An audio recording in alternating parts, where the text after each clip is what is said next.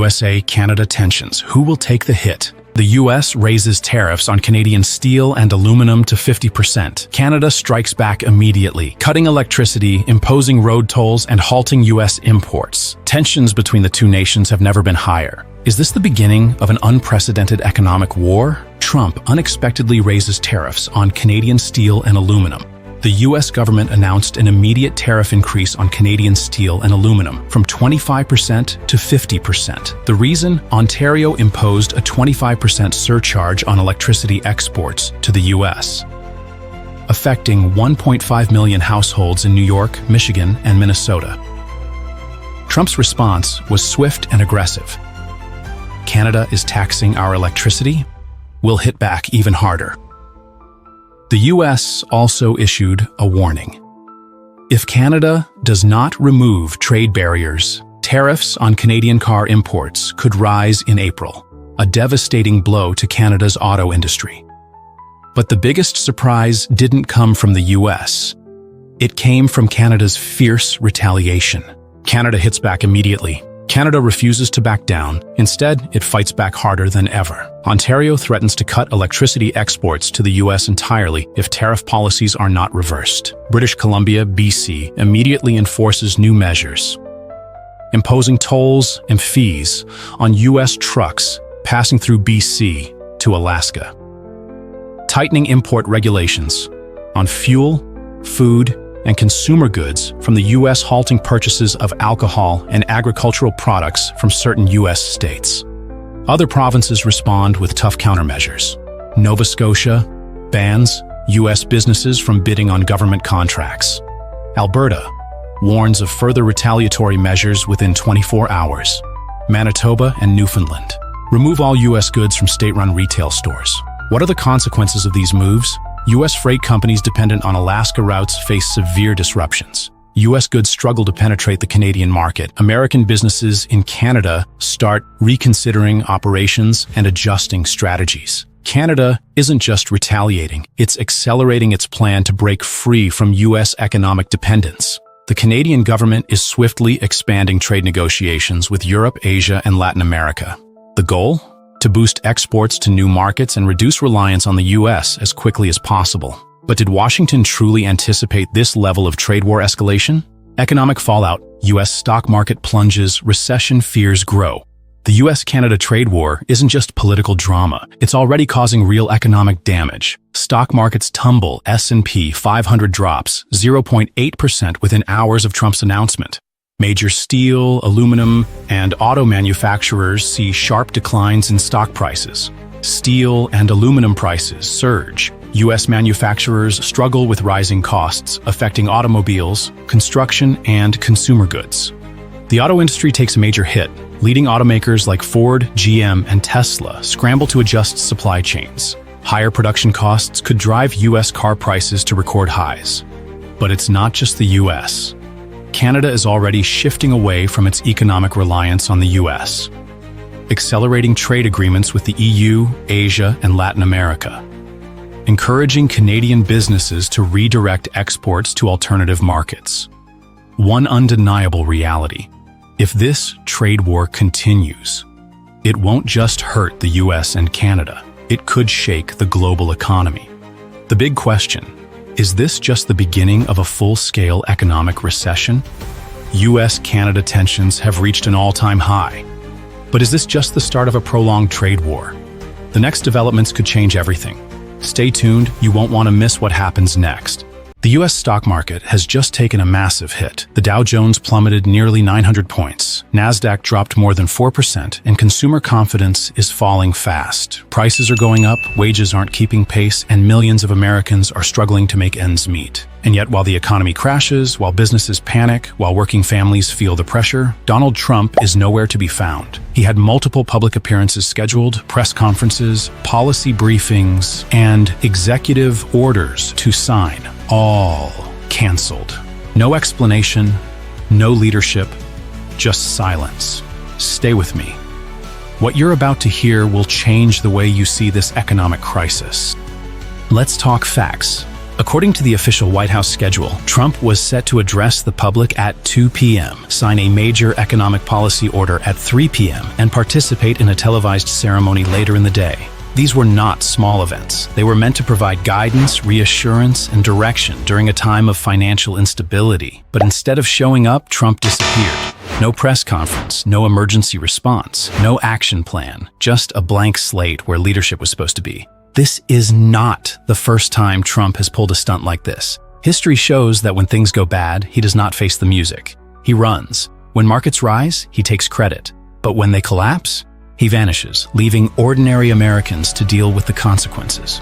Here's another fact. Trump was handed a stable, growing economy. Before he stepped in, unemployment was low, wages were increasing, the stock market was strong, and consumer confidence was high. Businesses were investing, growth was steady, and the U.S. was positioned for long-term economic success. And then, Trump happened. Almost immediately, things began to fall apart. One of the biggest causes? His chaotic trade policies. He launched a tariff war that sent shockwaves through the economy. Costs went up for businesses, and instead of boosting American jobs, many companies had to cut back. Then came the instability. One moment, he promised lower taxes. The next, he hinted at drastic new regulations. Investors hate uncertainty, and under Trump, the market became a roller coaster of fear and confusion. Wall Street Journal called this downturn a totally avoidable recession. Americans' confidence in the economy is crashing. Fears of a deeper recession are growing. And yet, Trump continues to make empty promises. He tells people, we're going to be so rich, we'll have so many jobs. But reality tells a different story. Prices are rising, debt is increasing, the market is collapsing, and the people who suffer the most? Not billionaires, not CEOs, but everyday Americans. And it's not just the U.S. that's seeing the damage. Trump's reckless economic policies are having a global impact. Canada, America's largest trading partner, has already sounded the alarm. Top Canadian officials warn that Trump's tariffs and economic mismanagement are destroying crucial trade relationships. The Canadian Prime Minister called it a disaster in the making, and businesses across the border are already cutting ties with the U.S. to avoid the instability. And it doesn't stop there. International economic experts from Europe, Japan, and Australia have made it clear. Trump's approach is not just hurting America, it's disrupting the global economy. The world is watching as Trump pushes the U.S. further into economic uncertainty. And yet, in the face of these warnings, he does nothing. No adjustments, no new strategy, just the same empty rhetoric.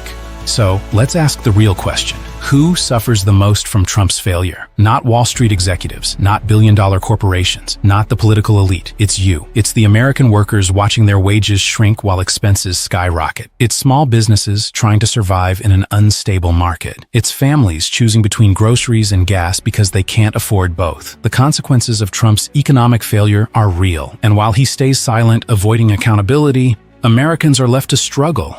This is not leadership. This is neglect. And if history has taught us anything, it's that America deserves better. Jim Carrey and Jimmy Kimmel mock Trump's over-the-top speeches.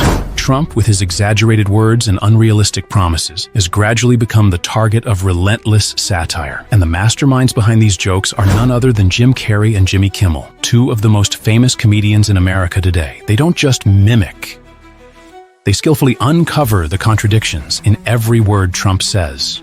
For example, in the early days of his presidency, Trump boldly declared, "We are going to conquer the vast frontiers of science, and we are going to lead humanity into space and plant the American flag on the planet Mars and even far beyond."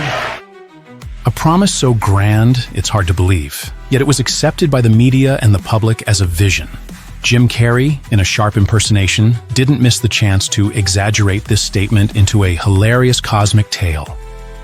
America will have a flag on Mars, and that flag will have a big Trump logo in the center. So everyone will know we've won, Carrey mocked. This wasn't just funny. It clearly depicted the lack of practicality in Trump's promises. But it's not just the exaggerated promises. Trump also stands out with his unexplainable obsession with controlling the media and his enormous ego. Jimmy Kimmel didn't miss the chance to expose this contradiction. In a humorous segment, Kimmel criticized Trump for always attacking news outlets, without realizing that he is the source of many of the rumors and false information. What Kimmel couldn't stop mocking was Trump's obsession with the media and fake news.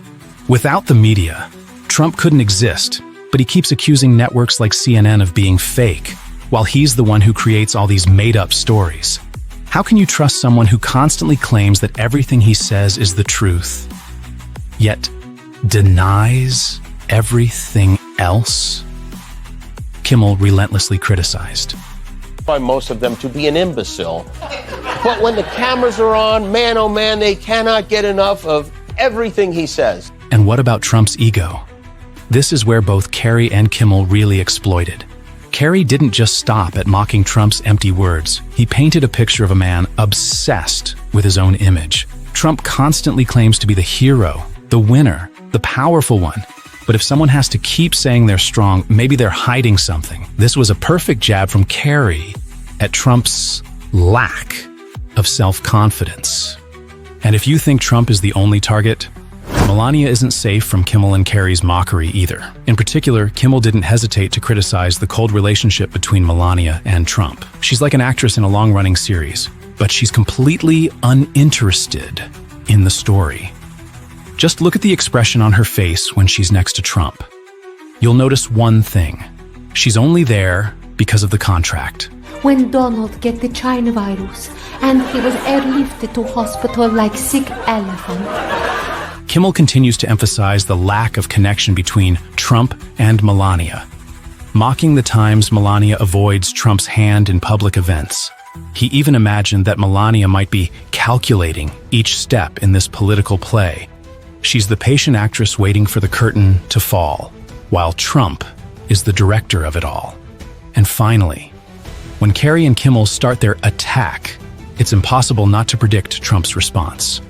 There will be angry tweets, denials that he doesn't care. But deep down, Trump is always concerned about what others think of him. He surely won't be able to handle being mocked like this. We're about to see an unavoidable counterattack from Trump, and no matter how hard he tries to respond, these jokes will remain like scars on his proud facade. Don't take your eyes off the screen, because the next revelations will leave you surprised. Canada threatens to cut electricity. Exports to the U.S. A looming energy crisis? The U.S. may soon face an unprecedented energy disaster.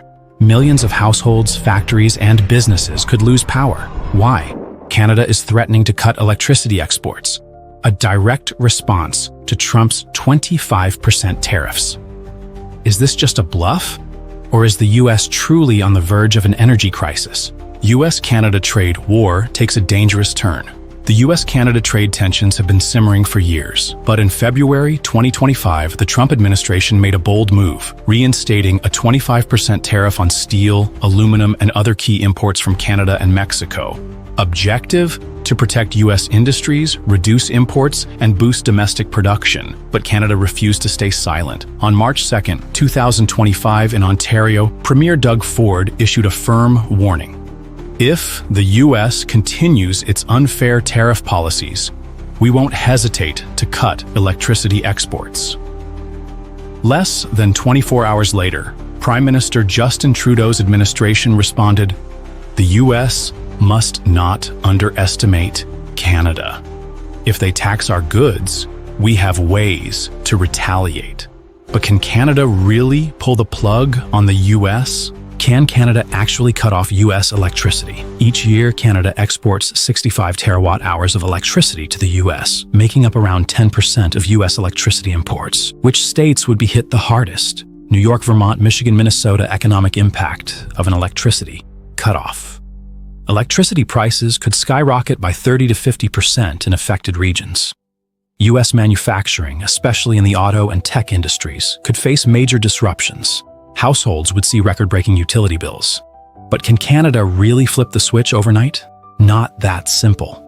The North American power grid is deeply integrated. Shutting off power instantly is nearly impossible.